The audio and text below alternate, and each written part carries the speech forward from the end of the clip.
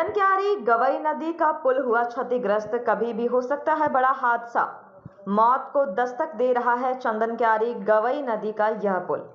चंदन क्यारी के राष्ट्रीय उच्च पथ 218 में चंदन क्यारी बरमसिया के बीच गवई नदी पर बना पुल का खंभा क्षतिग्रस्त हो चुका है। समय रहते विभाग के स्तर से यदि उक्त पुल की मरम्मती नहीं की जाएगी तो कभी भी बड़ा हादसा हो सकता है।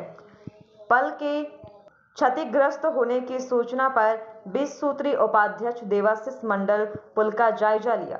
इस संबंध में मंडल ने बताया कि प्रतिदिन हजारों मालवाहक वाहन, सवारी वाहन उक्त पुल से होकर प्रतिदिन गुजर रहे हैं।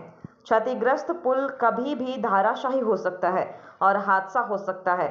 उन्होंने बताया कि इसके लिए एनएच के अधिकारियों से बात की गई है।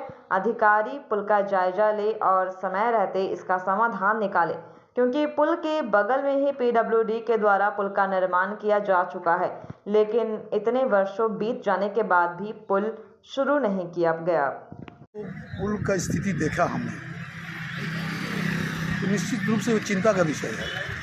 कब कौन दुर्घटना घटेगी और कितने लोग का जान जाएगा ये बोलना मुश्किल है। इसलिए जैसी सूचना मिला वैसे हम वहाँ पर गए और ख़ास करके जिला प्रशासन से हम आग्रह करेंगे कि वो आके परिस्थिति को देखकर नया पुल को कम से कम तुरंत चालू करने का व्यवस्था करें, ताकि वैकल्पिक व्यवस्था बनकर तैयार है और उसका अगर लाभ जनता को हम नहीं दिला पा रहे हैं तो कहीं ना कहीं सरकार और प्रशासन दोनों का ऊपर में दोष आता है।